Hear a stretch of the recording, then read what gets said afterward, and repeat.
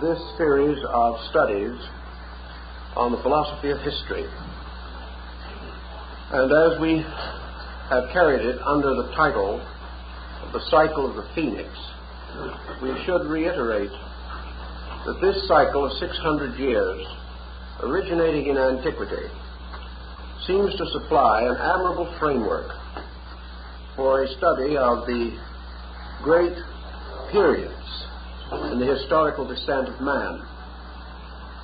Last week we analyzed the period beginning with the 12th century and extending through the Reformation, the Renaissance, and the dawn of the modern world, particularly the great era of exploration. We pointed out also that although history seems to build to very critical cycles, actually history is a flowing of cause and effect, and each crisis that arises in the development of the historical perspective is the natural outcome of antecedent causes. Therefore, we realize that when we choose an arbitrary date, we are not choosing a beginning, but rather are choosing a point of crisis where various factors, long established, have been welded together into a kind of pattern that suddenly emerges and profoundly affects the destiny of human beings. Our next cycle of the Phoenix, therefore, passes from the year 1200 for approximately 600-year interval and brings us to approximately the year 1800. This year ushered in the 19th century, and this century is rather close to us, and perhaps we consider ourselves well informed as to the occurrences which have marked it. At the same time, in our thinking, there are points that well may have been overlooked. We like to think of this period, beginning about the year 1800, as the era of liberation. Here we find a tremendous emphasis upon the emergence of man, of the increasing influence of the human being as an equation in the motions of society. There is a gradual shift from minority rulership to the rulership by masses, by groups. Also a corresponding decrease in the individualization of the person, a decrease which has reached rather startling proportions in this, the middle of our 20th century. Gradually, the emphasis in history also changed. The historian became a new kind of person, and at approximately the period we note, about the year 1800, we observe a subtle modification occurring in man's relation to historical perspective. This modification had to do with the establishment of ancient history upon a scientific basis. As you probably realize, up to about this time, man's knowledge of history outside of contemporary affairs was extremely sketchy. The 18th century historian, writing, for example, about Egypt, was without benefit of the Rosetta Stone. He was required, therefore, to depend upon the fables of the Greeks and, to a degree, the fabulous histories of the Romans for any knowledge that he might possess of Egypt. Yet very near the time we mention, the Rosetta Stone was discovered, and with it the modern Egyptologist opened 5,000 years of classical Egyptian history. Now, this opening had more value than might seem at first. The decoding of the glyphs by Champollion was a fascinating, dramatic episode. Yet it also had a long-range effect upon our thinking. Out of the past, for example, emerged a great culture, a culture with a strange, long history of its own, a culture which in many episodes paralleled our own, a culture which, like an ancestor which had lived before us, experienced most of the things which we experience, passed through numerous trials and tribulations, set in motion causes which could only produce inevitable results.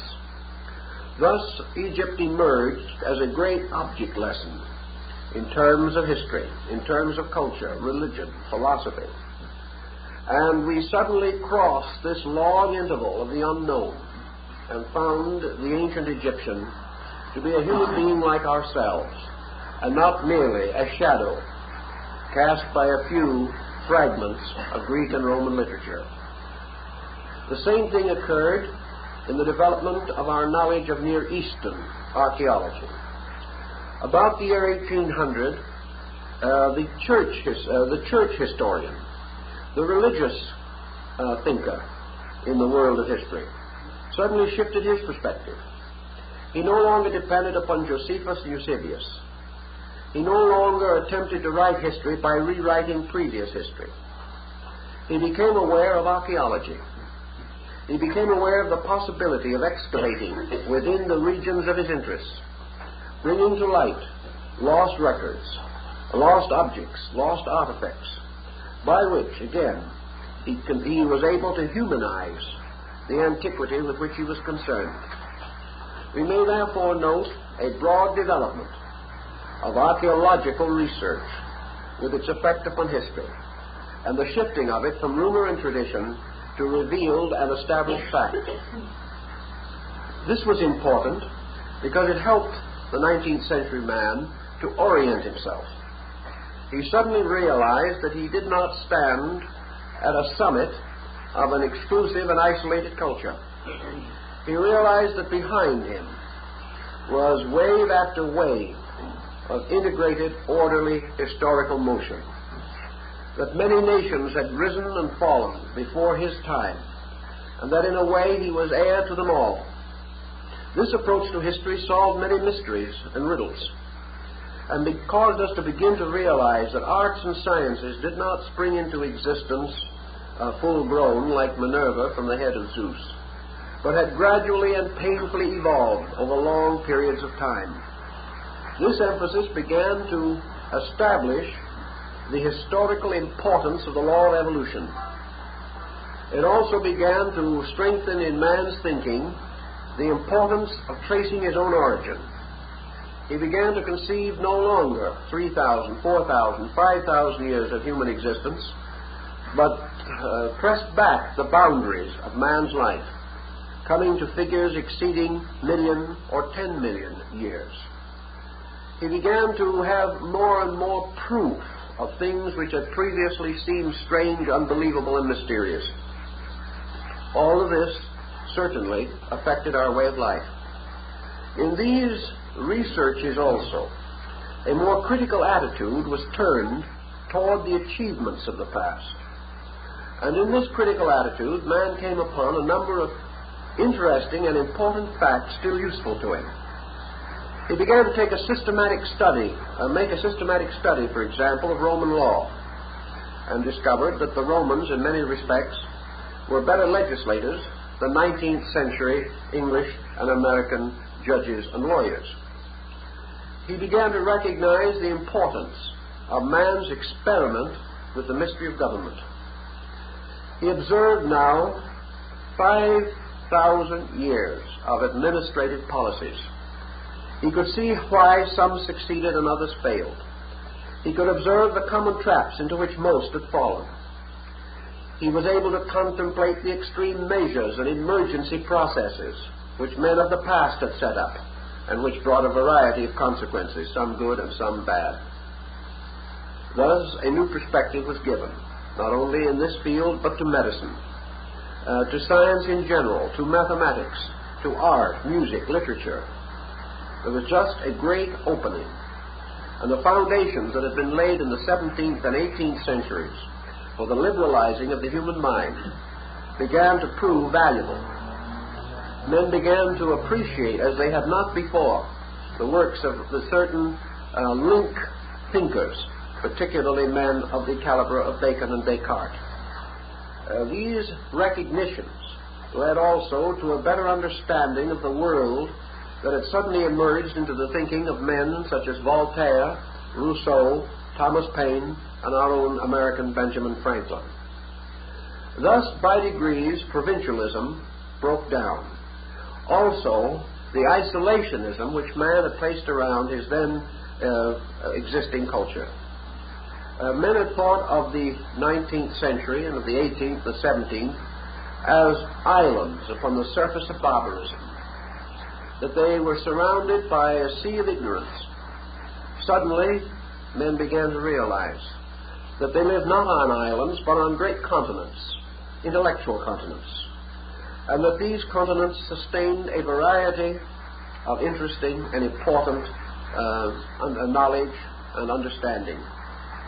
All these things led the way to what we might term the opening of the modern world as we know it, a world in which the individual was able to take new ideas without shock or stress to his personality, in which he no longer thought merely of his own culture, but of world culture, and also in which he had the courage to begin to fit man into a place in the plan, rather than to assume that the plan was devised solely for the benefit of man. To a degree, this may have seemed a bit humiliating to the human being who had regarded himself as unique. But with the coming of the 19th century, the unique man disappeared, and in his place arose a pattern of process, of procedure, of evolution, unfoldment, of gradual integration, and of the converging of innumerous streams of light to make possible the kind of world which we live in today. With it came some broadening appreciation also of the valuable contributions of distant areas, such as Asia, the Near East, North Africa, etc. Now, this 19th century also brought with it, as one might suspect, the kind of extreme attitude with which change is nearly always marked. There is a certain fanaticism about change. Things happen rapidly before man is able to digest them. The leader may exceed his own reasonable boundaries. He may try to force his conclusions beyond their facts.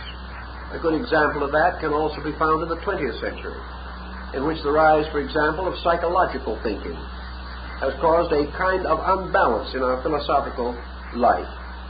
Psychology became a cure-all, a solution to everything, a tremendous discovery which men did not evaluate correctly. They simply accepted or rejected empirically, and as a result, this situation rather got out of hand.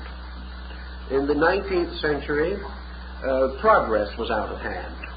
The individual had not yet matured and mellowed his perspective.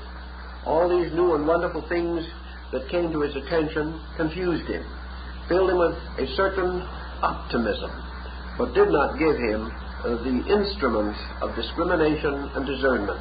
These had to come gradually as a result of experiencing the unhappy consequences of his own position. About this time also, another stream of problem was beginning to develop.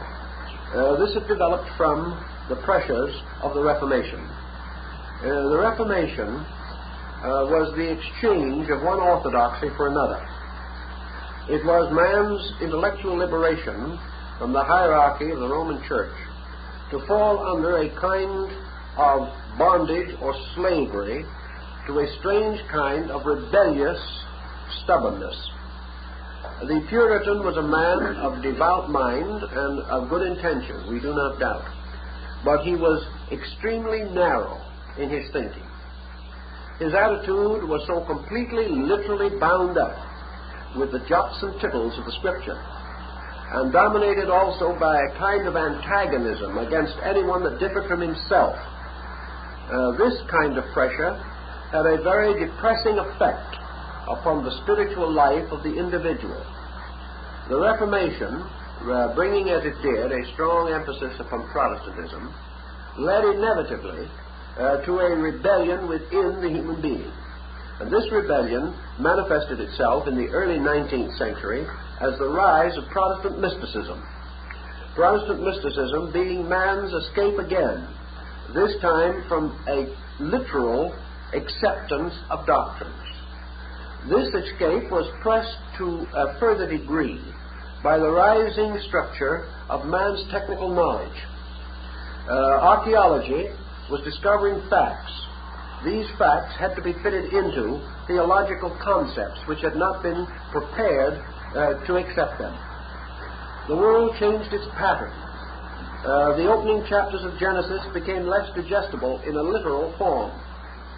Men loved their religious writings, however, venerated them, and wished to preserve them. The only answer seemed to be to enlarge their interpretation.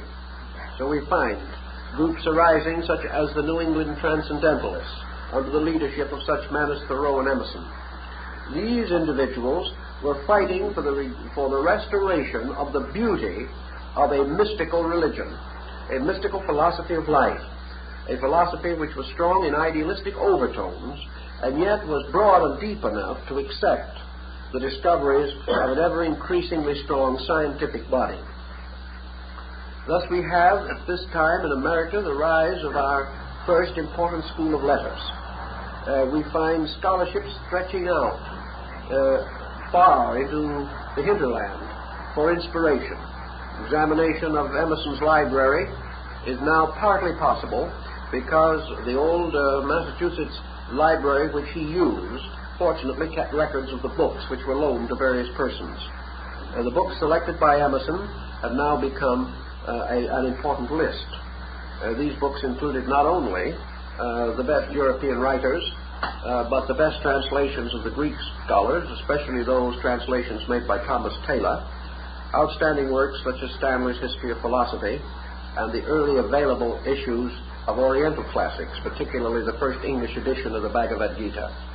These books were all used by Emerson, and as a result, we begin to see why he came to be regarded as a geographical misfit, and why many people felt that he should have been born in a classical cultural group rather than in a rather square-toed, puritanical New England. But this break presented itself in a number of other forms, meaning in the early years of the 19th century that we had quite a revival of religious interests, many of them centering in the eastern part of the United States, but spreading out.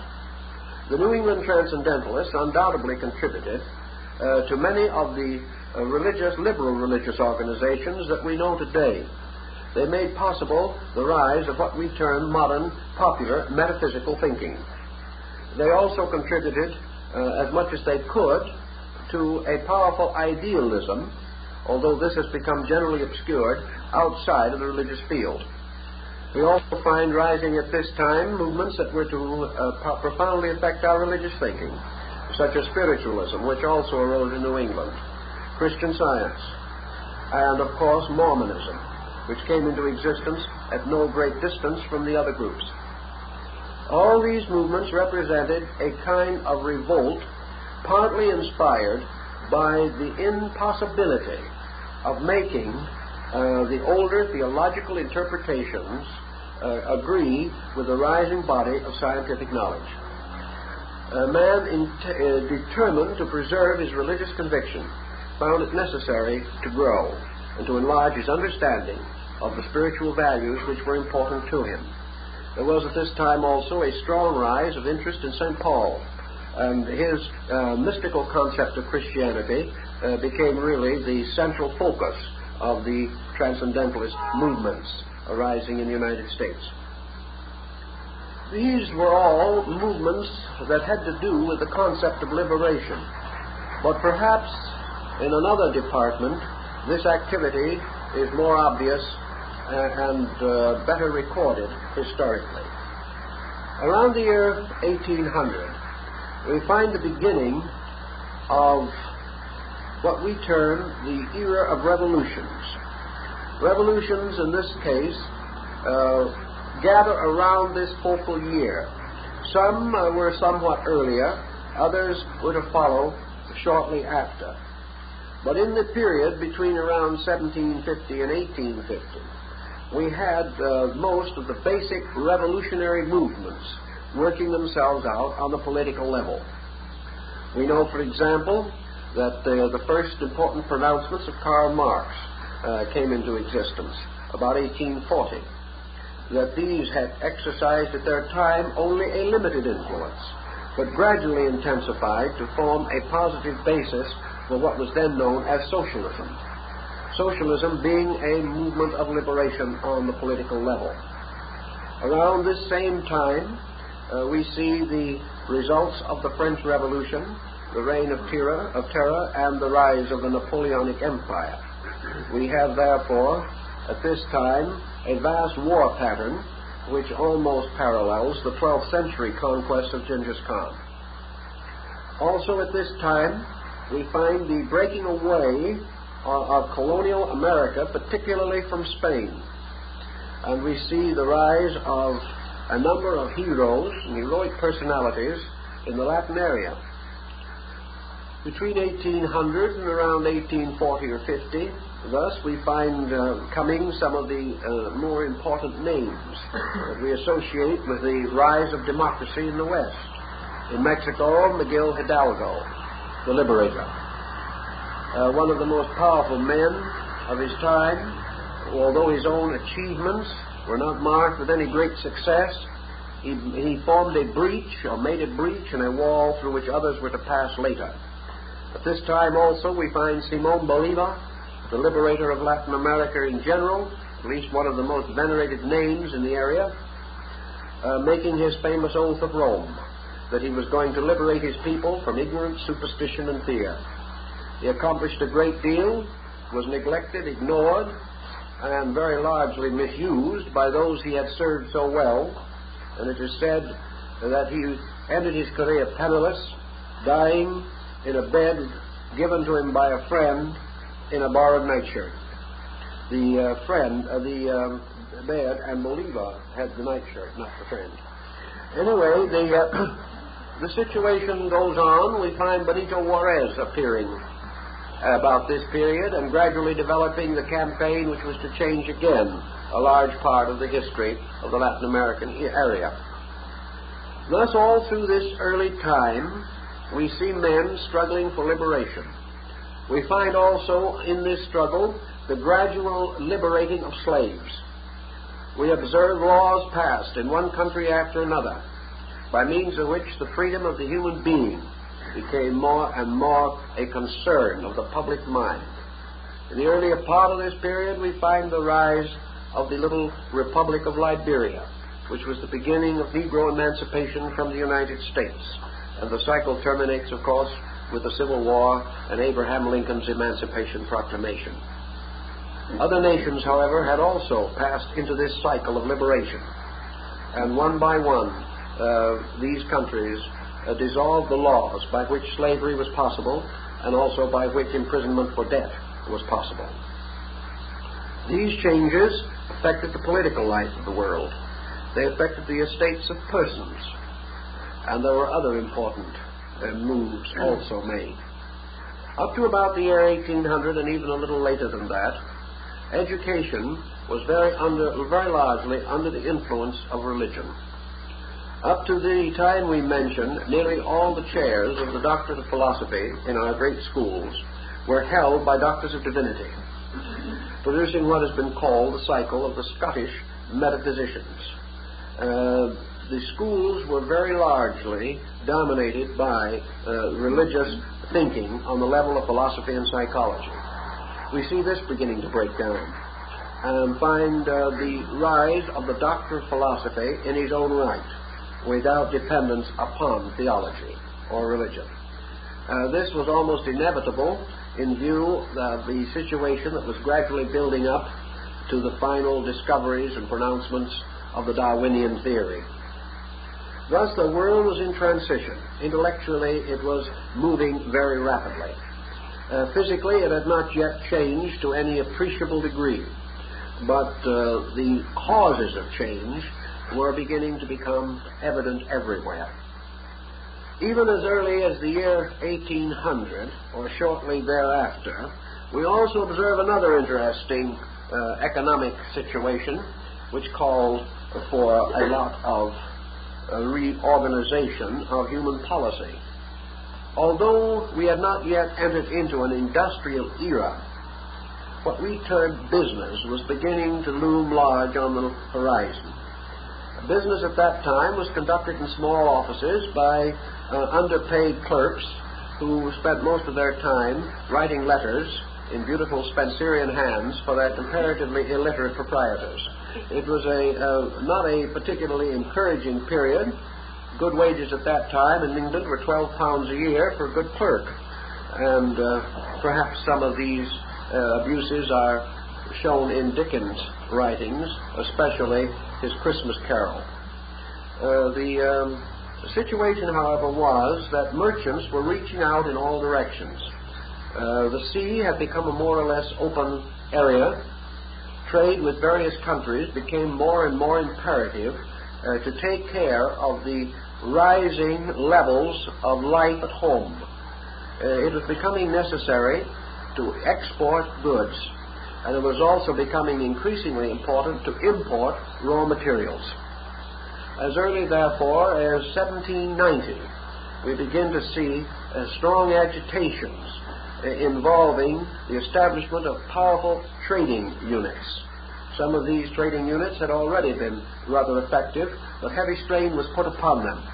We had groups such as the Hudson's Bay Company, the East India Company, the China Company, and other groups working to create markets for European goods in Asia, and also seeking concessions in the East by means of which they would be able to secure further materials with which to advance the industrial state of labor in their respective countries.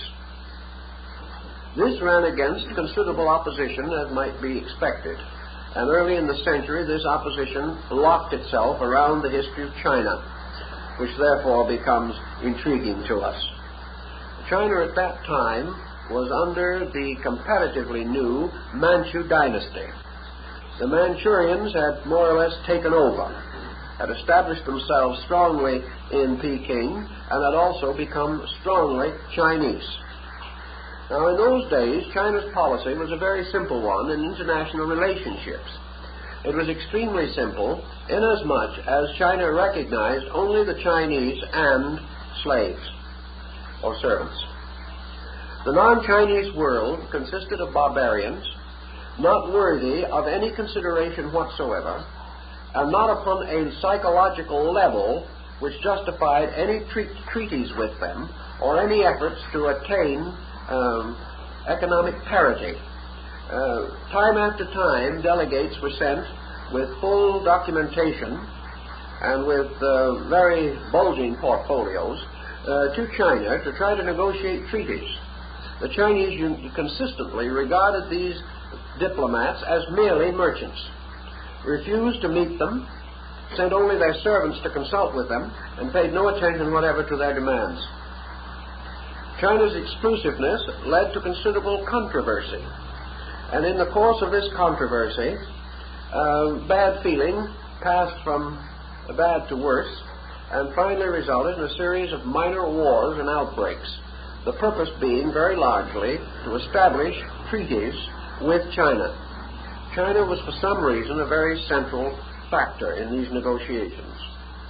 Gradually these treaties began to take form, and ultimately Europe and America, behind treaties, moved into Asia. This was important. The entry of the English into China, the entry later of the French, then the Dutch, then the United States, and several other countries, meant not only an exchange of merchandise, but an exchange of ideas. This is notable in passing in its effect upon the ceramic industry of England. For about this time, or shortly thereafter, a large part of English dinnerware was ornamented with Chinese paintings, carefully copied from things like the famous Chinese blue plate design and other similar patterns. The pattern also moved into France, which had a practical epidemic of neo-Chinese artistry, going so far as to affect the costumes of the court and of the artistry of the various schools of design, such as fabrics, upholstery, and furniture, even architecture.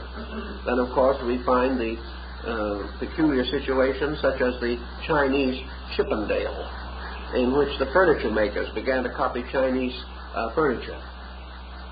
All of this carried with it still further overtones.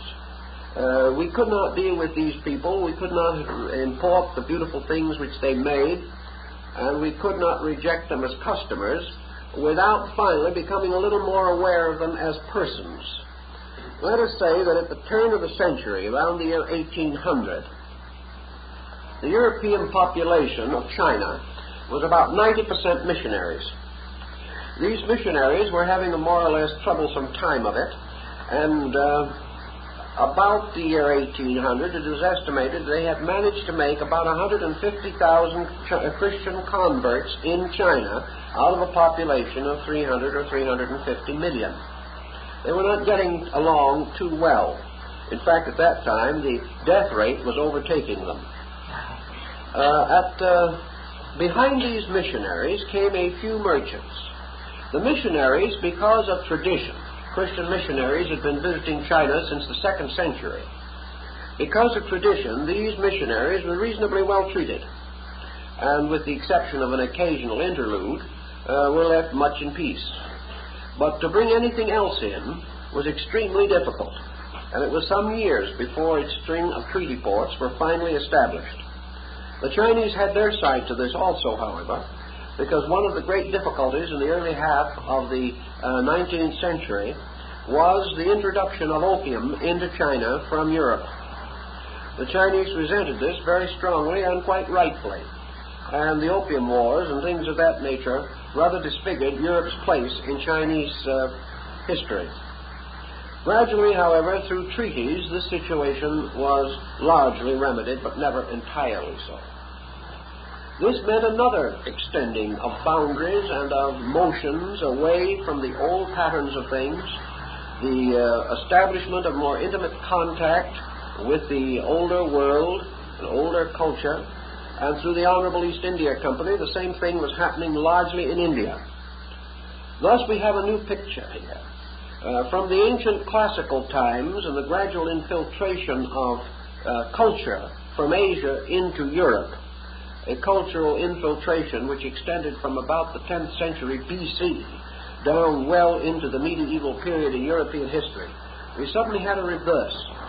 Now we had Europe and America infiltrating into Asia, carrying into Asia manufactured goods, carrying into the Far East the products of Western ingenuity, and perhaps most of all the advantages of Western methodology and Western science. This stream continued to increase until it really became quite common. By the middle of the century also, we see the opening of Japan. The opening of Japan is a sufficiently interesting episode for us to give a little attention to it. For some time, the United States and other powers have been attempting to negotiate an important treaty with the Mikado of Japan. All efforts have failed because the Mikado could not be reached. The Mikado at that time was residing quietly in Kyoto, which was the old cultural center of Japan, and the government was in the hands of the great Tokugawa shogunate. Now, the Tokugawa shoguns were the military dictators of Japan and belonged to a descent of families which had held this position for a very long time, perhaps even as early as the 12th century under Yoritomo. This dictatorship left the Mikado as spiritual head of the empire, but all material and practical concerns were in the hands of these dictator princes, these great daimyos that formed a sort of military political council under the shogun. When Giri finally was able to reach Japan, he was only able to present his credentials to the shogun. He never did reach the Mikado, although for some time it was believed that he had. Gradually, however, the effect of the entry of Giri's fleet and the psychological consequence of this contact with the West began to bear fruit. The only previous contact of importance had been that of St. Francis Xavier, who had created a missionary colony in the province of Satsuma. And the moment it became obvious that the West and East must meet, Japan prepared for the blow. How Japan suddenly qualified for entrance into the Western family of nations is not entirely known to us, because so much of their history at this time remains as yet untranslated into English. But one thing is certain, that Japan woke to the realization that it must join the other powers as a united nation, that it must have sovereignty vested in a person or in some recognized and generally revered leader. Up to that time, Japan had been in a state of feudalism, very similar to that of Europe in the 14th and 15th centuries. This could not be possible if it was to enter into contact with more highly organized political entities. After due deliberation and consideration, therefore, the last of the Tokugawa shoguns, the military dictator, presented his credentials to the emperor and resigned, returning all of his powers to the crown. This was done voluntarily, which is an unusual episode in anybody's history, that a family that had been in power probably for 600 years, or a descent of families, should voluntarily relinquish all of that power for the good of the nation. This the shogun did, however, and the Mikado emerged as both spiritual and temporal leader of Japan. From that time on, the history of Japan shows the increasing influence of Western culture, Western industrialism, Western progress, as we like to call it. And by the end of the 19th century, Japan was a recognized world power. This is another example of the impact which brought about a marked change in the psychology of international relationships. One other point might be made, however, to show that the Japanese dies hard. I remember that when I was in Japan about the time of the great earthquake in Tokyo, the first taxi cabs had been introduced. A group of them had been taken off of a ship and were standing on the docks waiting to be put into use. The Japanese rickshaw men, forming a very quiet but powerful union of their own, went quietly down to the dock and dumped them all into the ocean because of the inevitable disastrous result of such conveyances in the economy of Japan.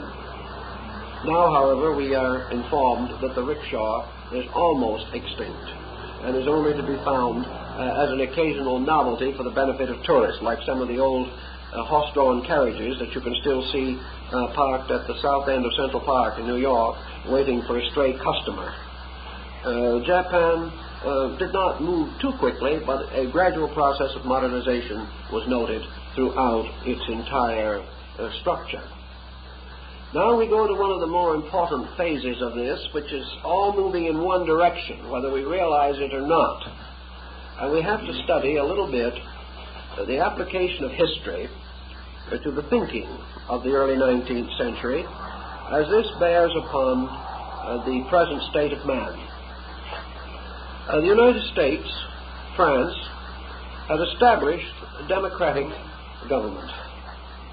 The government of the United States maintained its democracy, or its republican form of democracy, without any great mishap, although it had a number of very close shaves. On the other hand, the French did not do so well. They were not apparently of one mind in the matter of democracy. They had achieved their freedom against the autocracy of the Bourbon at a tremendous cost and with an extraordinary fanaticism that was bound to leave a great many scars. Thus France fell out of monarchy into democracy and promptly fell out of democracy into imperialism with the rise of the Napoleonic Era. From that time on, for a long while, the democracy as a functioning entity in France had numerous setbacks. The idea did not sit as well in Europe as it did in America. The psychological conditioning was entirely different, and there was evidently too much bad history in the background to permit the experiment to proceed in a reasonable way. But with this change in the political state of two important nations, and with the coming of a new attitude toward knowledge, we begin to see a development of sciences, a development of exact thinking, with a corresponding decline in what might be termed essential culture. The 19th century shows a very serious decadence in culture and a tremendous rise in man's intellectual productivity. The 19th century is remembered to us very largely for the rather cramped and stuffy mid-Victorianism, in which probably nearly every important art and creative expression went under eclipse. It was a bad period in painting, a very poor period in architecture, a miserable period in stylization, and it produced very little in the creative fields of art, except in Europe, where there was a tremendous renaissance of music. But with the exception of music, nearly all forms of art suffered seriously. This is interesting in comparison to our present situation, where we are again diving into an era of intensive scientific research and progress. Here again, practically the only art that is surviving and is actually flourishing is music. Nearly all other arts are being heavily penalized. It is probable that music has survived this period and also survived the 19th century period because of its non-intellectual reaction upon the individual. Music does not interfere with the Darwinian theory or the Mendelian law. Music does not get locked into a conflict over the Newtonian hypothesis. Music is not involved in the present problem of interspace travel. The music, because of its almost total emotional impact upon the listener, is something which is compatible with nearly every other interest or activity of the human mind, and forms a very important escape mechanism under periods of great intellectual stress. I think this is also evident in the fact that the technical composer, who is a great musicologist in his own right, is not frequently found in a mechanistic group. It is still to be found more in the European group, particularly the Slavic. But where we have strong emotional frustration, music seemingly occupies a prominent position. The 20th century science has locked itself with idealism in a more or less continuing struggle. 19th century scientific footings were assailed by the then existing theological systems pretty strongly. There was quite a religious science battle going on at that time. Unfortunately, the armament was rather unequal. Science was coming forward with facts that were difficult to disprove, and theology was unable to cope with these facts. It was one of the examples of a situation about which we should be most thoughtful. Namely, we do religion an ill turn when we so interpret it that it can come into conflict with progress. One of the things that's important in religion, as the Indian philosophers found out long ago, was that the religious conviction must be kind of open toward the future, so that new discoveries will not discredit religious convictions, but rather will only help to sustain them and float them forward. A good example of this was the impact of Westernism upon Japan and its dominant faith, which is Buddhism. As far as we can learn from historical records, the modernizing of Japan did not cause a moment's ruffle in the development of the Buddhistic faith in that country. There was never a time in which a Buddhist priest or anyone of that kind thundered against progress. There was never a time when modern scientific methodology or modern scientific concepts came into a head-on collision with a Buddhist doctrine. The reason being that Buddhism was very astute in not establishing any boundaries upon the human consciousness. Anything that man discovered, anything that he realized, anything that he was able to demonstrate in a laboratory was, as far as the Orient was concerned, good Buddhism, because there was nothing in the doctrine by means of which a heretic on the scientific level could be conceived possible. There was therefore comparative freedom from this rather unhappy situation. The era of liberation also began with a series of rather simple movements beginning in the lives of people. One thing that everyone has always wanted to be liberated from was taxation. And of course we can begin to appreciate today just exactly what that would mean. In fact, I saw a document not long ago being advanced by someone, hoping that it would catch the public opinion, stating that that his idea of a good political party would be one that abolished all federal and state and city taxes. Now, he unfortunately forgot to tell us how these communities and the nation were to be supported otherwise, but at the same time he undoubtedly will gather a number of strong adherents to the concept. Taxation, while it was only a shadow of what we know today, was of concern in the early 19th century. The individual was beginning to enter into a new economic era. What we call today the average man began to have money in his pocket. Now, this would change any system of economy anywhere on earth. The old time of barter and exchange was fading out of our mind. Of course, even in the early half of the 19th century, the average physician was paid in eggs or whatever they happened to have. But gradually cash was beginning to emerge. This meant with it a rising tide of rebellion against such social barriers as had previously divided class groups, both in the United States and England, to a lesser degree on the continent, but certainly in these two areas prominently. The man with money in his pocket suddenly began to realize that he was a potential aristocrat. He also came to the final conclusion that a person who has no money in his pocket is also a potential socialist. And being of this mind and not having anything, was very enthusiastic in dividing it with other people. We learned one lesson. Those who had wanted to keep. Those who did not have wanted everyone else to share. This led to some intriguing political developments in this period of time.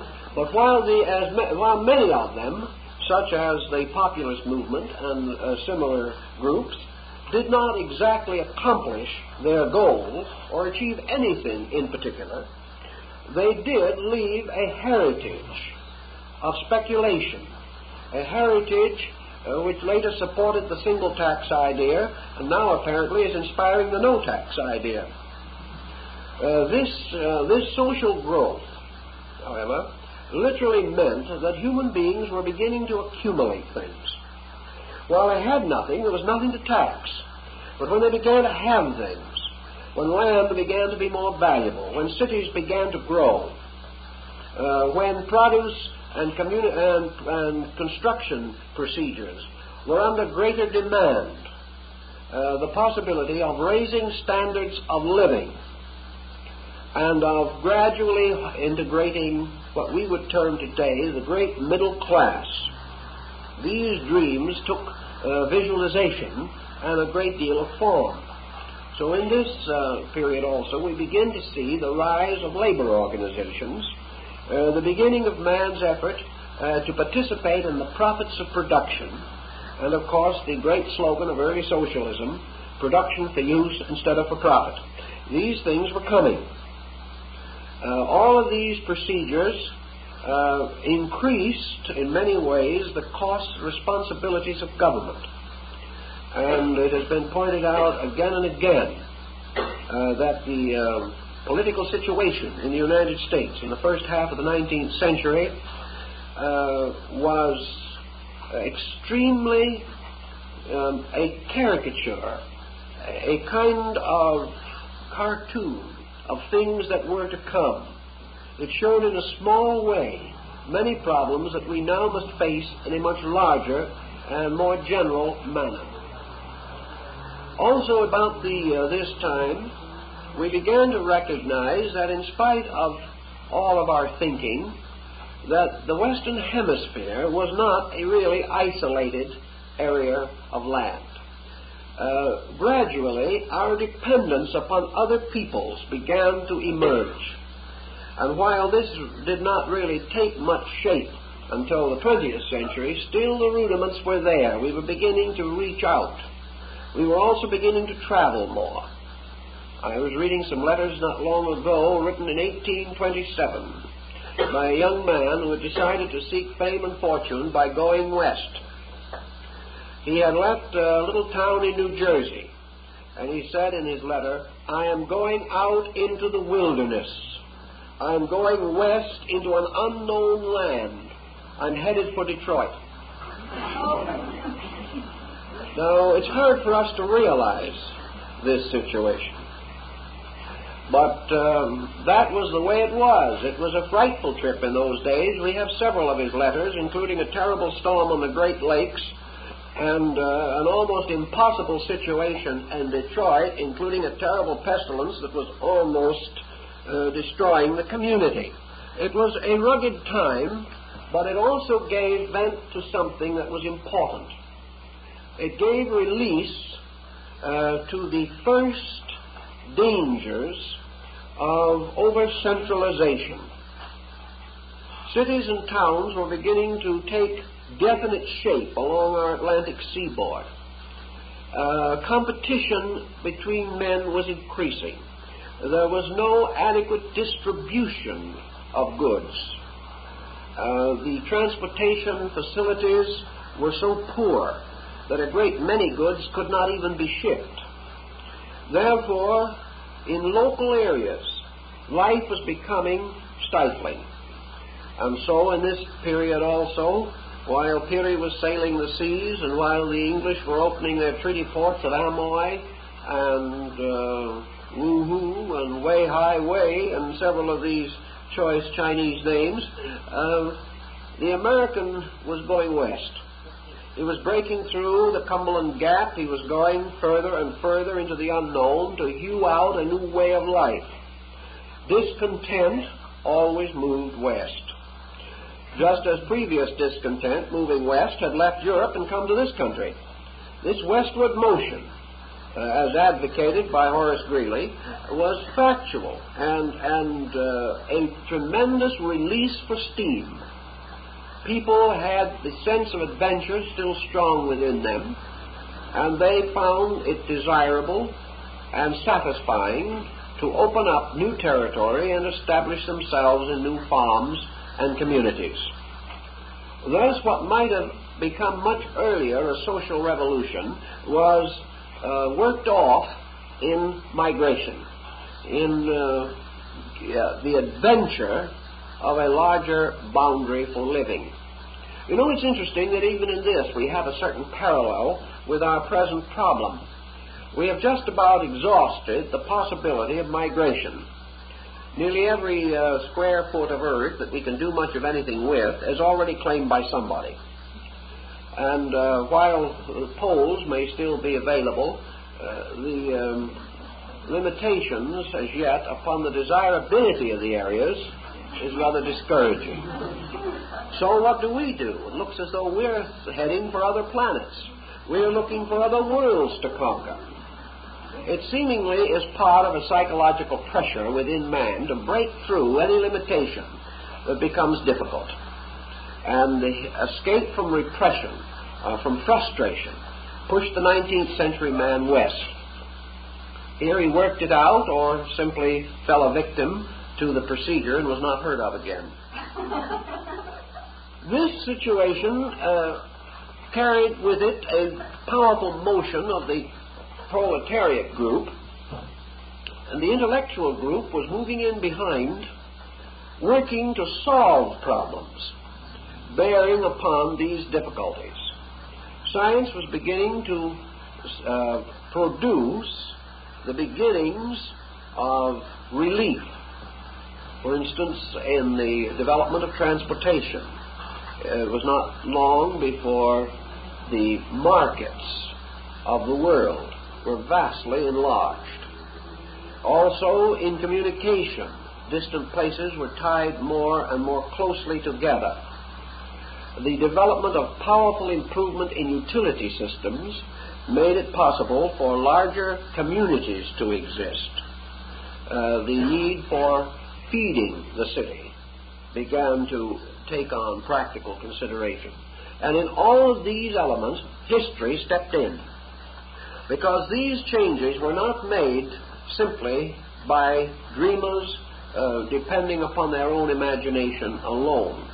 Each of the steps that was taken by means of which the 19th century emerged from an agricultural or agrarian foundation to an industrial one, each of these steps was based upon a careful consideration of the preceding 5,000 years of history.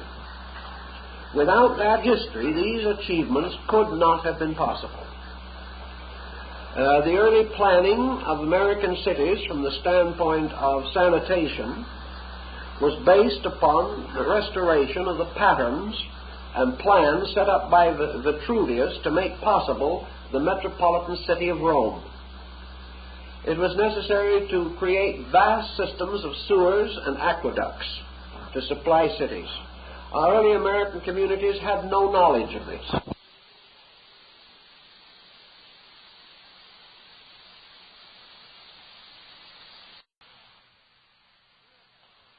Europe had very little knowledge of it, except in those areas where the ancient Roman remains still existed.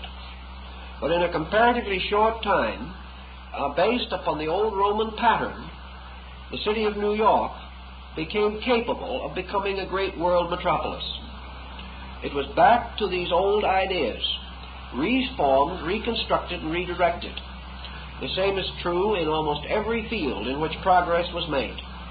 In some cases, more ingenuity was presently applied than in others. But in each case, there was some inspiration derived from the common experience of man, the experience of tradition, legendary, and history. In this situation, we also see education moving into a new pattern. Education began to attract more and more people. While the communities were scattered, and while man was almost completely the servant of nature in these respects, education was restricted to a comparatively small group. The average farm boy of 125 years ago had to have his education according to the seasons of the year.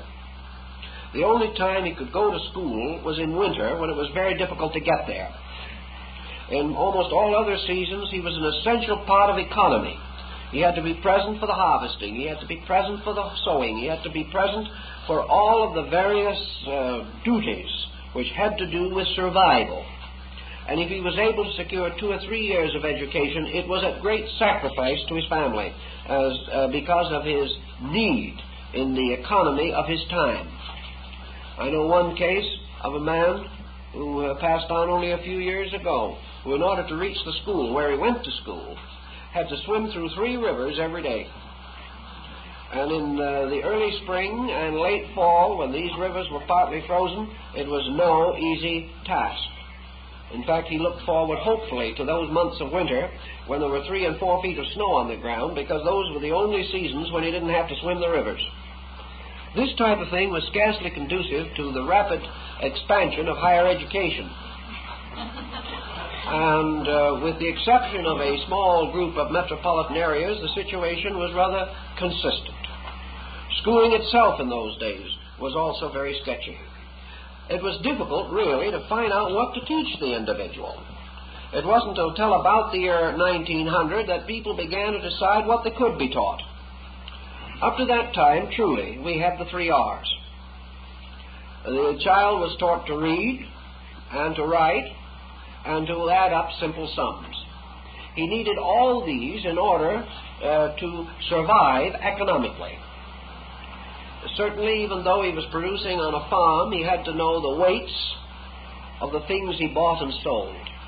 He had to be able to keep some record of transactions, although in many cases grown people kept the records only by making nicks in the side of trees.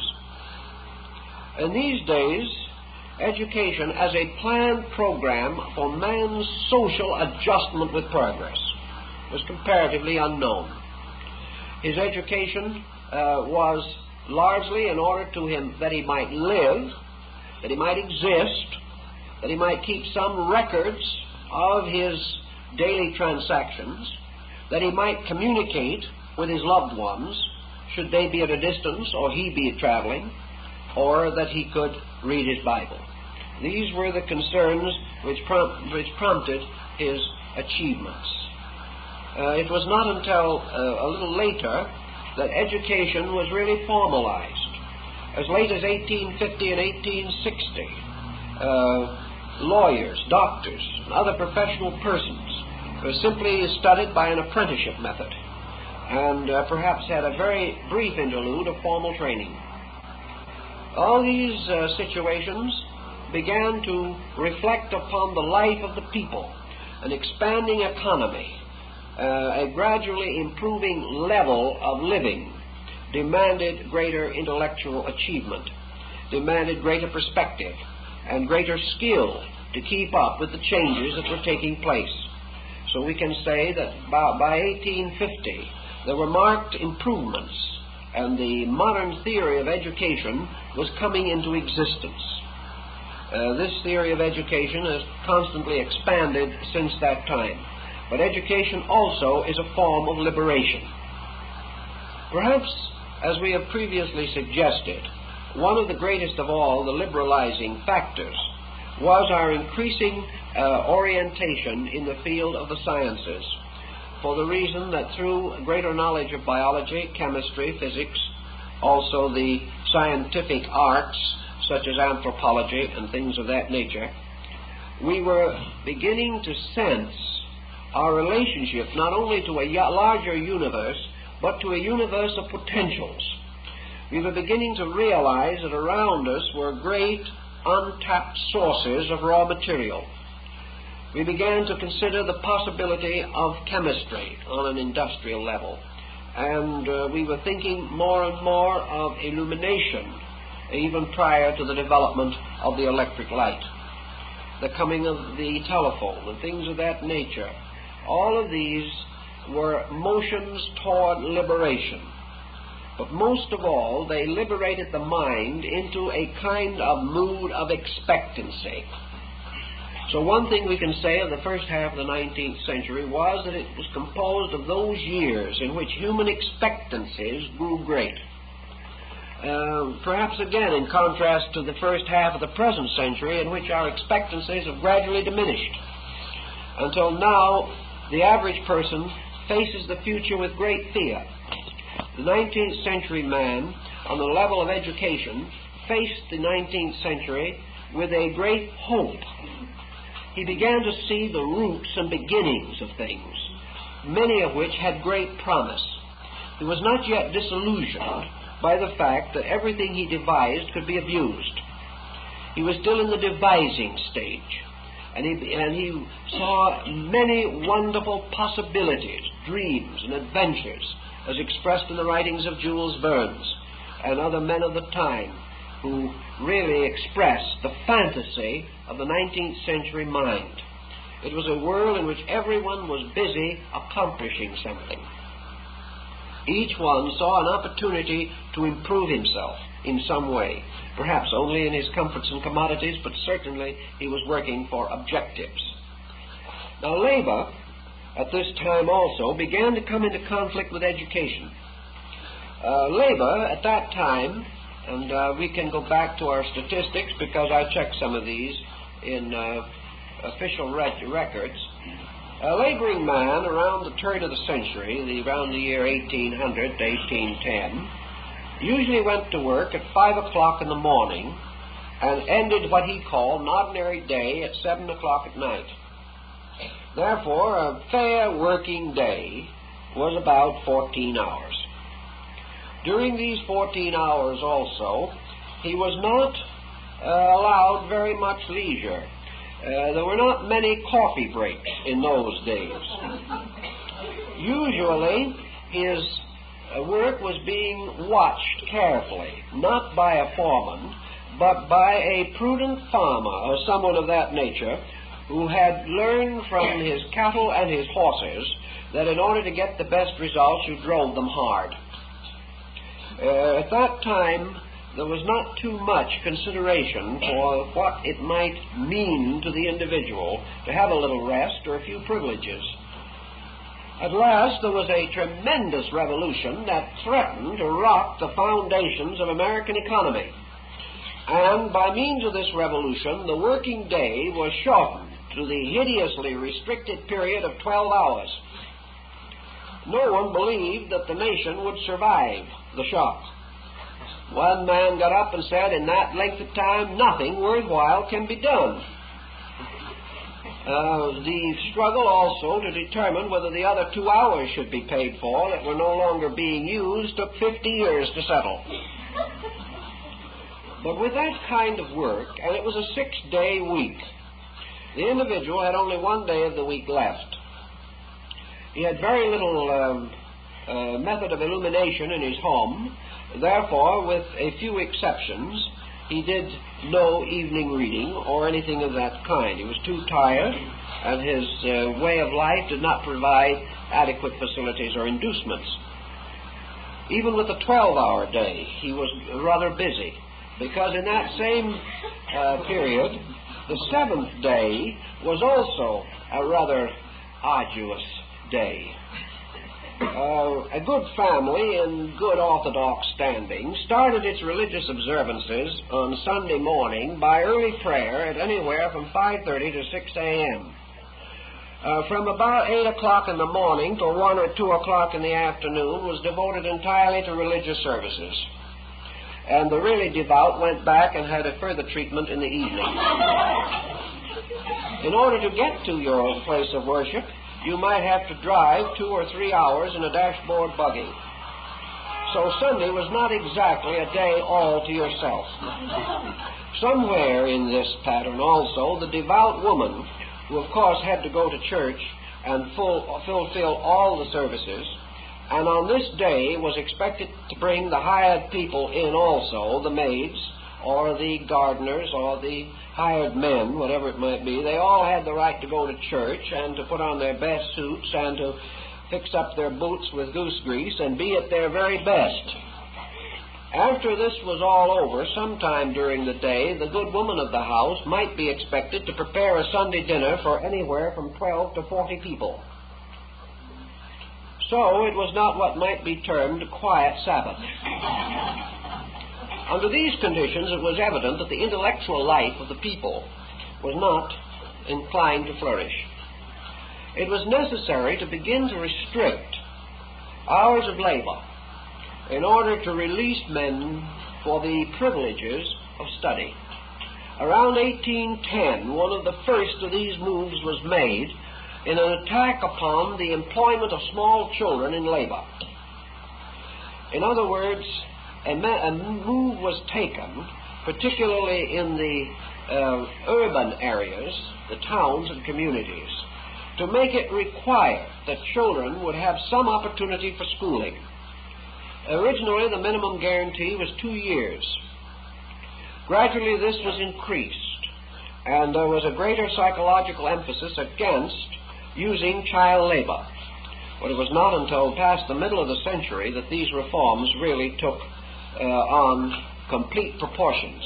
But it was at this time that it began to be fashionable for children to have a chance to go to school. Of course, this fashion was not able to reach the suburban areas for some time later, because on the farm the child was valued merely as a contribution to the general survival.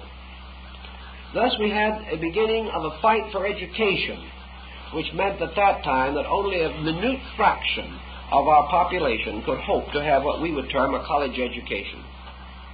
But the battle of the mind over the economic necessity continued. And about before the year of 1850, we begin to see another trend showing up in employment, and that is the beginning of selectivity in favor of the educated person. This, of course, immediately changed the whole picture. As soon as education meant income, means to attain it took on a great deal more character. The first half of the century was also devoted to a measure in the experiment of wealth. And this experiment, wealth now assumed as a means of liberation. This experiment was undertaken with more naivete than we can hardly appreciate. It was almost completely sugar-coated in idealistic indoctrination.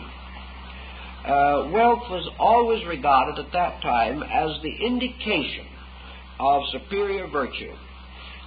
The wealthy individual was the one who worked hard, long hours, and kept all of the formulas of an Horatio Alger hero. By luck and pluck, by vim and vigor, he rose above mediocrity. There was never a suggestion in any of this collection of penny wonderfuls that there were any conspiracies possible in finance. Always merit won, always demerit was punished, so that we ended upon or trusted our weight to the rather uncertain ground of high finance with a tremendous amount of optimistic integrity. We were quite convinced that wealth in the new way of things, under our modern way of life, was going to be the reward for virtue, and that only the virtuous could possibly become rich. I might add that there's been some disillusionment in this direction since. We're not quite as secure in our feelings on the matter.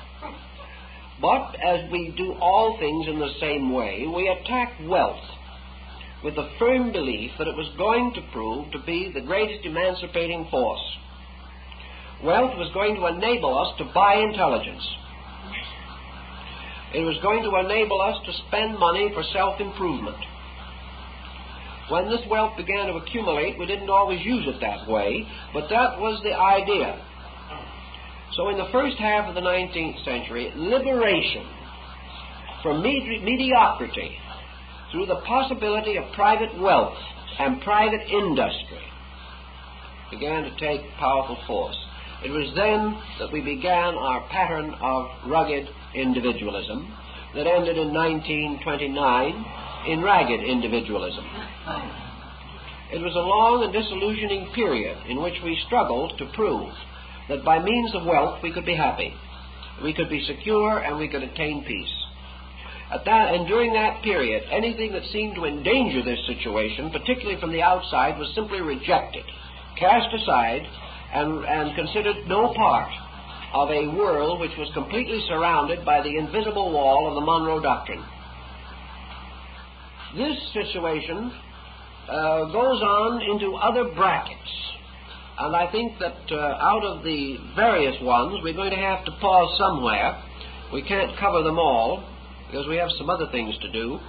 But we will mention only that the rising of economics, the rising tide of transportation and communication opening the world, industrial and trade alliances with other nations, and the development of science, particularly first in England and Germany and later in the United States, meant that the 19th century separated itself from all preceding time.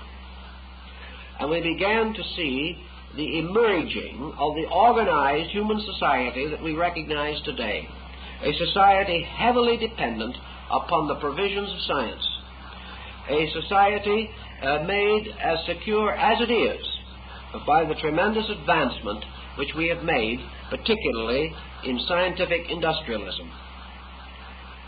Now, in this period, of course, we had this conviction that everything that we were doing was being done for the good of man. Man was taking under humanism, which had been developing in the 18th century, a very large place in the pattern. The 18th century humanists, like Rousseau or Montesquieu or even Voltaire, had stated clearly that man is king of his world, that in this material world man can do anything that he can do, that there is no limitation upon him except the limitation which he places upon himself. that anything that he can capture in nature he has a right to. And this gradually developed into a rather rugged attitude that nature existed only to be exploited by man. Natural resources, everything, were available for man to use as he pleased. And scientific progress was teaching him how to use these things according to a code which was becoming intensively materialistic. As the proprietor of the universe, man gained a swelled head. He began to regard himself as a being with limitless opportunity and no responsibility. In his scientific researches, he had not been enough of a historian to realize that other people in other ways had tried this before him and had come to grief. He did not recognize the moral and ethical responsibilities of increasing temporal ability and authority. This tragedy was pointed out over 100 years ago, but men were too busy succeeding at that time to pay much attention to it. They could not conceive that their own individual rights should be subjected voluntarily to a pattern of ethics. So the 19th century, from the beginning of end to end, shows a rising tide of rights and a slowly lowering level of ethics. This meant that by the end of the 19th century, liberated man had fallen almost completely into the slough of materialism. He had achieved a vast amount of skill. He was gradually solving the problems of sanitation and of housing and of ventilation. He was beginning to attack very boldly the matter of income and private wealth and private ownership. And yet with all these things, he was not achieving his primary end, security. This security was still eluding him. He was liberated from everything except his own ignorance. He had a new kind of knowledge, but this knowledge was not a panacea for a grand ignorance. Thus, as his intelligence became more and more specialized, and the area of it was increasingly restricted by his interests, he began to lose sight completely of his true relationship to the universe of which he was a part. The universe became less important to him. Ancient man stood in awe of everything. Modern man stood in awe only of his own achievements. Ancient man feared the universe. Modern man, as a result of 25 or 30 centuries of evolution, came to that more exalted condition in which he feared himself and other human beings. The dinosaur was gone, but man was still afraid, because he was gradually losing confidence in man. Liberation was liberating characteristics and qualities within human nature which religion had frustrated and which circumstances had denied. The loosening of religion and the broadening of circumstances therefore caused man to exhibit out of himself tendencies which had been long frustrated and which became more violent because of this frustration. It was therefore well before the end of the century that those who were really thoughtful began to see the handwriting on the wall. They began to recognize that we had to have a new definition for liberty, a new definition for the right of the individual in relation to the common good of all men. History records this procedure with great accuracy and brings us down to the second century of this era with a great many facts available. Now, history, unfortunately, like all other forms of learning, is useful only to those who will examine it. And as our own thinking changes, we must realize that histories are written under the pressures of prevailing concepts. Little by little, therefore, the historical works of our generation have lost their moral integration. History now is regarded as a statement of bare facts. History is limited largely today to the competitive recounting of the scientific achievements of the last century. History as a record of the basic state of man is almost totally ignored. History as a record of mistakes is conveniently forgotten. Yet the histories do exist, and they are available to the individual who is willing to question the success of that which is obviously very shaky. If, however, we depend upon popular historians and depend upon histories which have been watered down for the consumption of our young people, we shall realize that the great issues of history are carefully avoided. These issues include man's 20th century relationship to the consequences of his 19th century conduct. Also, the record of man continuing persistently to perpetuate mistakes. Individual, because of his hyper-individualistic attitude today, has followed in an ancient false formula. He has assumed that because he is an individual, he is an exception to the rules governing all other individuals. History points out that it cannot find one of these exceptions, but man is not interested in that phase. When he studies the lives of great dictators, he conveniently glosses over their ultimate disasters. He reads that part of history which seems to support him, and ignores that which demonstrates that he is wrong. Thus, 20th century history is very largely today a record of 19th century and early 20th century achievement. It reads like a fairy tale. It is just more wonderful than words can find, and certainly should cause every young person to be blissfully ignorant of the truth. Namely, that many of these historical episodes or historical circumstances have been utterly interpreted away from the fact. The truth of the matter as it is today is that all history, from ancient times and far places down to the present time, has demonstrated clearly that no civilization can survive the decadence of its culture. That civilizations are not overthrown by their enemies on the outside, but by the decline of their own ethical standard on the inside. That we are not captured by barbarians, but are enslaved by the perpetual barbarian within ourselves. Thus, all history tells us that unless we pause and take some advantage of the lesson of history, that we are headed for trouble. Now, in this emergency, many things could theoretically be done. History could become a valuable key to assisting us in restoring a balance of values. No one wants us to go back to a 14-hour day, nor a 12-pound-a-year salary. No one expects us to give up all the conveniences and commodities with which we have become accustomed.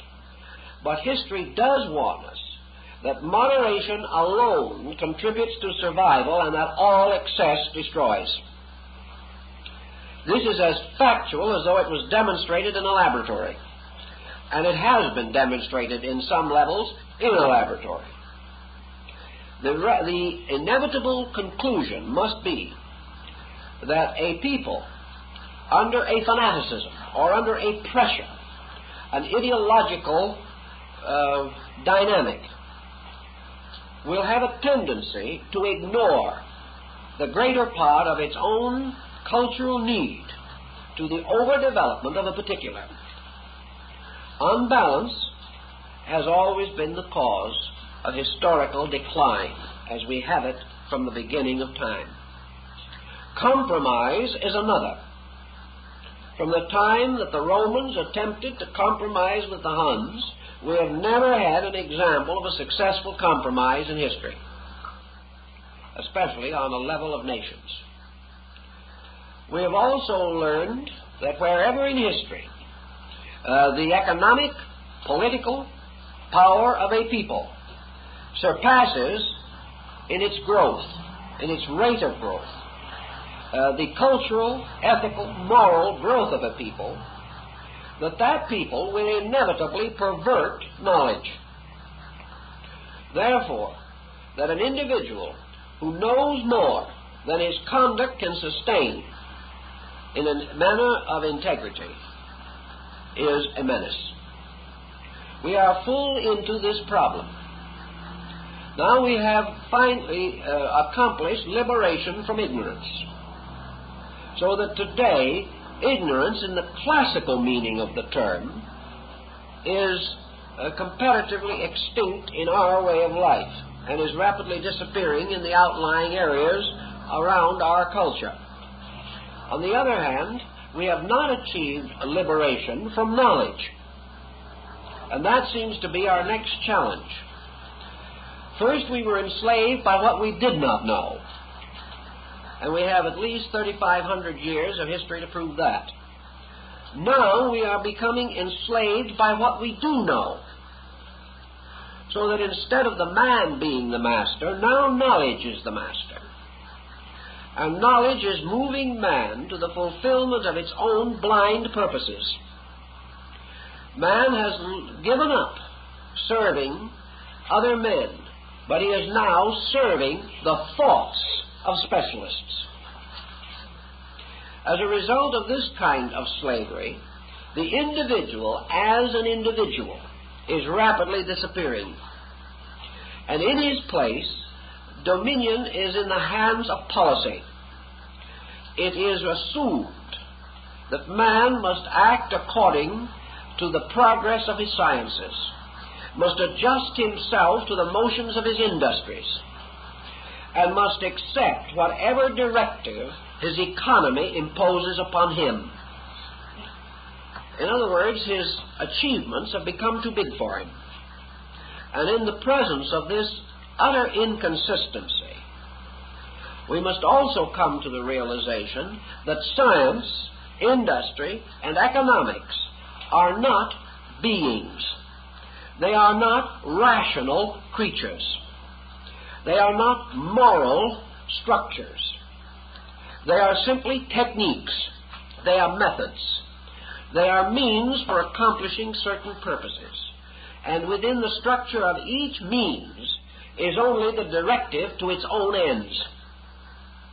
Therefore, anything lying beyond the original ends will not be considered by the means by which those ends are attained. In this way, we have placed ourselves under the complete dominion of an amoral force, a force which could not teach us anything on an ethical level, because it is not a rational creature capable of devising an ethical code. Now, we like to assume that instead of ethics, we are now substituting policy based upon inevitable processes of universal law. We like to assume that science is revealing to us a lawful universe. We like to assume also that through trial and error and experimentation, we have gradually come into adjustment with the peculiar laws governing economics and industry. We have very little to prove that we have accomplished this, because nearly every day we are under the severe pressure of reverses which should not occur in a lawful structure. In substance, then, the ancient man was in slavery to a class of aristocrats. Modern man is in slavery to a group of ideas.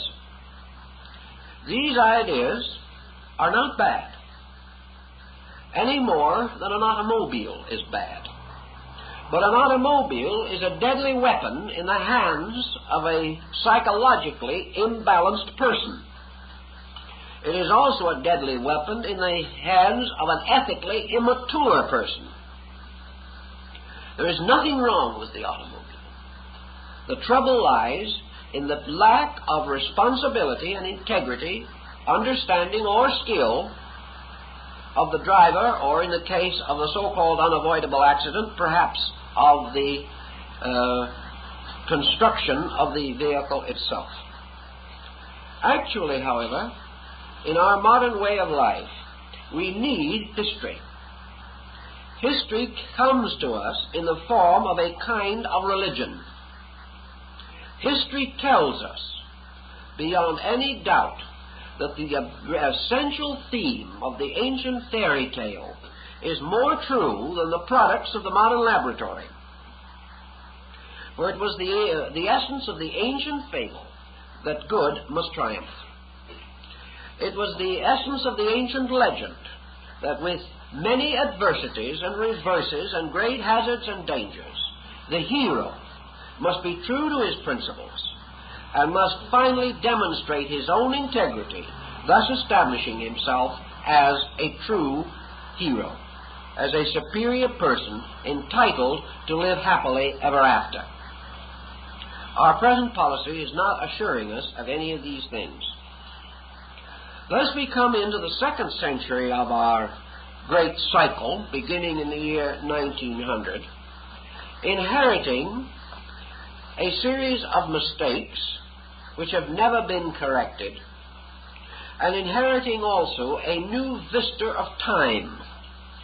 Because one thing that we haven't pointed out as yet in relation to the philosophy of history is that history is related to time. And time, in its largest dimension, as far as our moral life is concerned, is opportunity. Time for us today is future. Time is an allotment between the sowing and reaping, during which it is our privilege and duty to act properly in the gardening of our crop. If we do not use the interval between cause and effect with a certain moral definition, the effect is going to be correspondingly deformed. Thus, time is available to us to make history. Out of the consideration of the past, man could evolve a complete historical theology. History can convince him on the level of fact of practically every element of ancient religion. History can prove to him the 10 Commandments of the Mosaic Code with greater certainty than any moralist can define them. History can prove conclusively the integrity of the Sermon on the Mount. Yet at the same time, at any moment in history, men may violently deny these ethical principles and presumably demonstrate they can survive without them. But history, again, is a measure of survival. History is not something which merely extends around the immediate moment. History is that condition or that motion in time by which all things finally leave their immediate significance to gradually increase in perspective until they become world values. Thus, I think we should take into consideration that this era of liberation, which must go on for the best part of 450 years into the future, represents, as we see it today, certainly at this period in its development, the desperate need to untangle the heritage which we received. We have become like a group of children who have inherited a parental estate and are now squabbling over it. We do not want to be like those children who also squander the estate. For we know today that in the majority of cases, children will squander their inheritances. To squander the inheritance of history is to bankrupt a civilization. It is to destroy its relationship to the laws which govern the socialized motion of species and groups. Thus, in the future, man must continually liberate himself. And we can turn to some of the philosophical episodes marked in history to determine how this can be done. And wherever it has successfully been assailed and has achieved at least a temporary victory, this has always resulted from the individual gradually gaining a moderate attitude toward the situations in which he finds himself. The motion away from extreme. Now let us take an example of an extreme as we know it today. We are concerned constantly over the increased cost of living. We are threatened that in many fields of activity it will probably rise 1% a month for some time yet. It is quite possible that this rise will be blocked by the early introduction of effects from some of the immediately preceding causes, and this may be blocked to some degree, but we are concerned very seriously with it at the moment. Yet on every hand we find that the individual declines to moderate his own demands upon life. He is constantly seeking more with which to meet the rising costs of life. This can go on to a most exaggerated state, or it can result in the complete collapse of what might otherwise be a very useful economic theory. It rests again with the individual, or with the group of individuals, who must regain control over the policies which they themselves have established. These policies cannot be permitted to run headlong, or to act like a horse that once escaped and ran away. These commodities, these policies, these processes, these patterns must finally be moderated. They must be brought within the pattern of the reasonable, or they cannot survive. And in our busy day, with our tremendous emphasis upon achievement, we have forgotten the science of reason.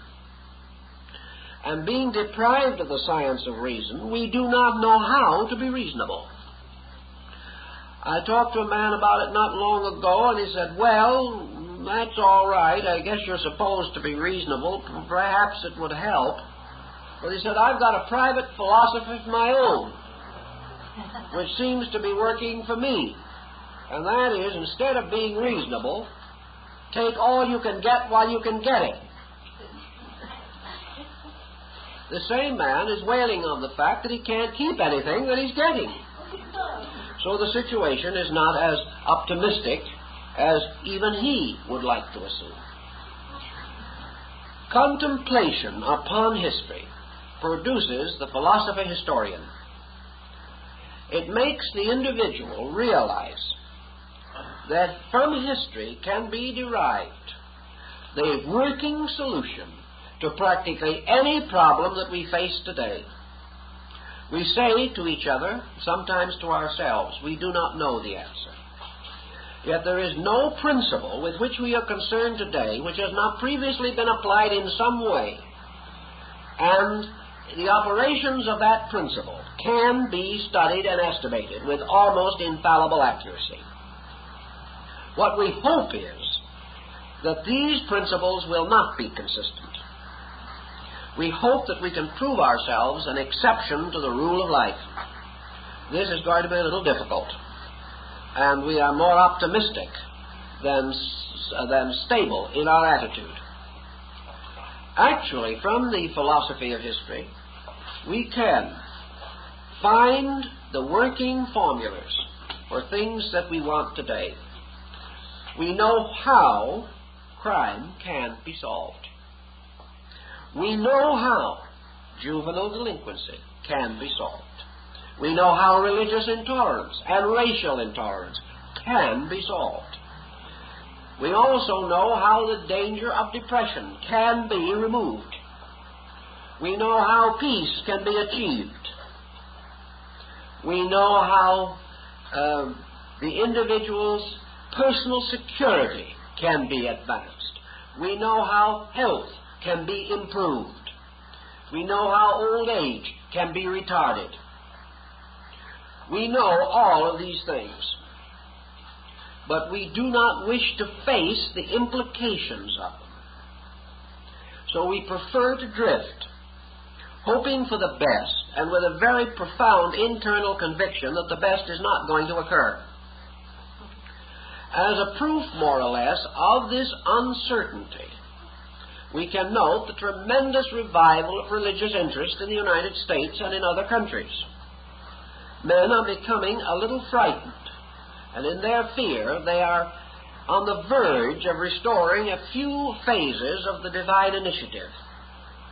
When man can't run the universe, he gives it back to God. While he can run it, he denies God any part in it. Actually, there are not these unsolvable mysteries. There are simply patterns that are factual. Patterns, however, which cannot be applied unless there are major changes in our policies of living. The individual cannot remain the same and get better. In order to achieve practically every end that we conceive to be valuable, we must liberate ourselves from the fixation of our present infallibility. We have got to face a number of facts, and we've got to dignify, reason, restore the rational power of man. We have got to recognize that the greatest asset that humanity possesses is the creative rationality of the enlightened human being. Without this asset, all else fails, and all systems which so regiment men that this creative contribution is denied, frustrated, or lost will pay for this regimentation with their own existence. These facts we know simply from history. Therefore, we cannot say that it is a dull, dry subject, nor can we say that it has no place in religion or no place in philosophy, that it belongs to the moldy systems of ancient culture. It does not. It is a constant, living value. It is a mirror into which we constantly must look to see the reflection of our own way of doing things. History of the 20th century is a shocking example of the results of an excessive 19th century departure from ethics. Without what happened in the 19th century, the 20th century would not have followed. And if the 20th century does not solve some of these problems, it will again sow a whirlwind and reap a whirlwind. If then, in history, we have the result of collective action, let us also realize that the historical entity, considered as a total, is also a kind of abstract personality. That which the total historical entity has found to be unreasonable will never be reasonable in the conduct of an individual.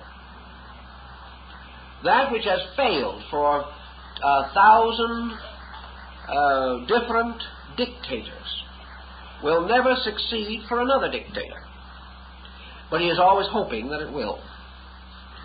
That which maybe 1 billion or 2 billion human beings have found to be untrue, we will not prove to be true.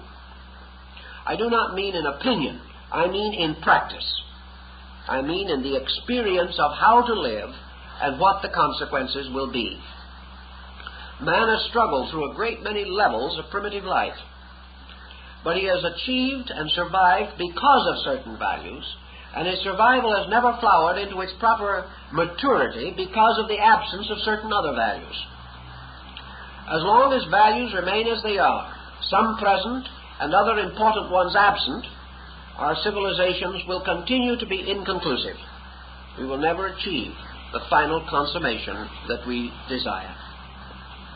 Out of this fact also comes a recognition that a human family is not different from a family of nations, that the beliefs of whole generations of persons have produced effects very similar to those effects that will occur to us if we as persons hold the same beliefs. Thus history is forever a generalization upon a particular. And history is always capable of bestowing this generalization upon a particular, assisting that particular, a person, in his own orientation. If, therefore, we go back over these periods, we will find that the intolerances and intemperances of history are merely mass examples of the intolerances and intemperances of individuals. What happened to the nation or the race because of a certain intemperance or intolerance will inevitably occur to an individual who follows the same procedure. Thus history becomes a personal guide as well as a collective guide. Recognizing, as the tradition of the Phoenix tells us, that this is the great era of liberation. Man's duty is to liberate himself from anything and everything that prevents him from being a balanced, mature human being. He must liberate himself from childishness, from his own adolescence. He must liberate himself from false, glamorous hopes. He must liberate himself from inanity, stupidity, and a kind of learned ignorance in which he knows much, but nothing that he knows helps him to live better. He must liberate himself from the great collective policies which now tell him that this and that are acceptable, fashionable, and necessary. He must do these things to what degree he can in his personal life, and to the degree he succeeds, he improves his personal life. He must also face the fact that by collective action he must ultimately achieve these things collectively in order that nations may have security and freedom from the national diseases of poverty, war, and unemployment. These problems are all scientifically understandable and demonstrable. And the purpose of science is to discover the whole truth. And that whole truth is that the world of knowledge is suspended from a world of good laws, and that the universe of scientific achievement is meaningless unless it is governed by ethical attainment. These patterns may astonish us, may disturb us, may worry us, but we must ultimately face them historically, namely that these things must be done, and until they are done, there will be no change in our patterns of security and insecurity. Consequently, a philosophy of history, which makes the whole subject worthwhile, brings us into kinship with the ancient world, shows us how we are really reaching our hands across time to clasp the hands of heroes who have shown us good ways before, that our understanding is, in a sense, completely beyond chronological limitation. In the urgent need of mankind, it is not nearness or remoteness of time, but essential value of quality that is important. In order to win our final fight, we must learn from all that knew more than we do, and we must teach all that know less. And until these ends are attained, history will be a record of trial and error, of some success and many failures. But we can improve it, and we can gain from it, and we can grow through the contemplation of it into a better way of life for ourselves. And now our time is up, so next week we will begin a new series of studies in which we are going to take